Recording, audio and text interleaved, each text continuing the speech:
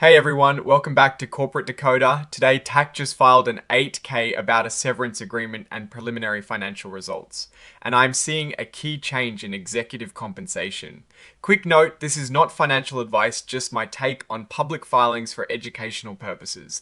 The company is hinting at financial results. But the big story here is how they're setting up a potential exit for their CFO. TransAct Technologies Incorporated, a company you might know from its stock symbol TACT in the technology sector, has filed this report. It is essentially an update on important company events. The date of the earliest event reported here is the 10th of August, 2026. First, let's touch on their financial condition. The company announced some preliminary financial results for the 3 and 6 months that ended on the 30th of June, 2026.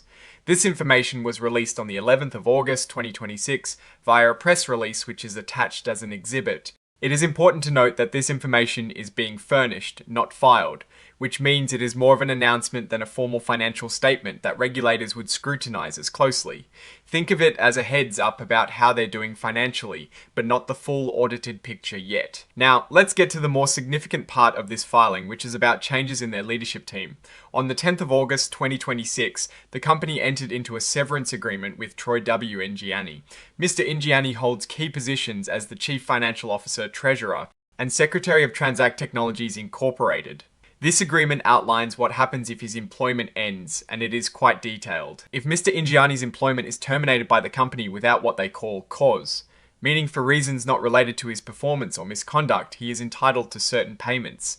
Besides any salary and benefits he has already earned, he would get half of his current base salary paid out over 6 months. He'd also receive half of his target annual bonus, also paid over 6 months. Additionally, the company would continue to help pay for his medical and dental insurance for 6 months, as long as he is eligible under the law and the plan. This part is pretty standard for executive severance packages, designed to give a departing executive some financial cushion. Things get more generous if a change in control occurs, which essentially means a merger or acquisition where the company's ownership significantly shifts. If a change in control happens and Mr. Ingianni's job is terminated without cause, or if he resigns due to specific negative changes like a big reduction in his duties. A pay cut not affecting everyone, or being forced to relocate significantly, all within 12 months of that change in control. The severance package is much bigger. In this change in control scenario, he would receive his full current base salary paid out over 1 year. His full annual target bonus would also be paid over 1 year. The company would also cover his medical and dental insurance costs for a full year. On top of that, all his stock awards from the company would immediately become fully vested.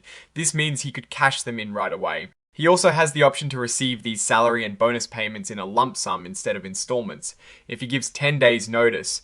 This part of the agreement is clearly designed to protect the executive during a period of significant corporate change, ensuring they are well compensated even if they lose their job as a result. Crucially, to get any of these severance benefits, Mr. Ingianni must sign a general release of all claims against the company.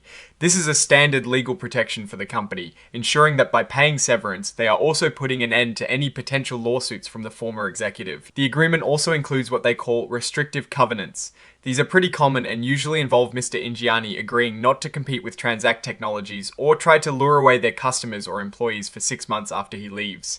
There are also ongoing confidentiality and non-disclosure obligations, which is standard for anyone who has access to sensitive company information. The agreement defines what cause means for termination. This includes things like theft, fraud, gross negligence, serious misconduct, or committing a crime. It also covers refusing to follow reasonable instructions from the board or CEO, or even death or disability. A change in control is also broadly defined to include mergers where the acquiring company's board isn't mostly made up of the original company's directors, a takeover of more than 50% of the voting stock, a significant board shake-up, or a complete liquidation of the company. These definitions are important because they determine which severance provisions apply. This severance agreement is a pretty significant document for TransAct Technologies. It shows they are proactively planning for the possibility of a leadership transition, especially in the context of a potential company sale or merger. For investors, this kind of agreement highlights potential future costs.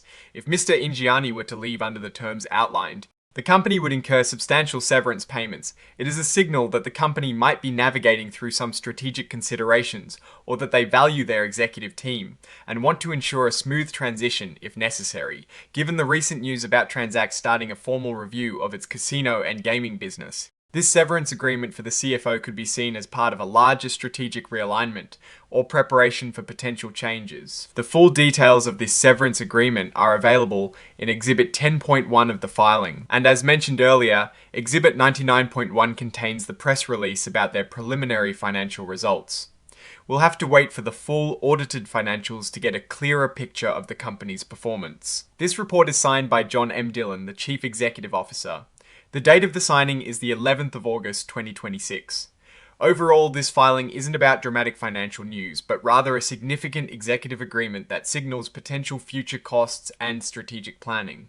The market cap of TransAct Technologies is around $59 million, and they have about 103 employees. The news about them reviewing their casino and gaming business, coupled with the CFO severance agreement, suggests they might be positioning themselves for a sale or a significant restructuring. The risk I am watching is how these potential severance costs could impact the company's cash flow if triggered, especially if the business review leads to a change in control. What I am actually looking for is the detailed financial report to understand the actual performance numbers. Oh, and the research tools I actually use are linked in the description. They help keep this channel going. That is my take. Stay decoded if this analysis was valuable. Hitting that like button really helps, and subscribe for more deep dives. Check out the Discord in the description.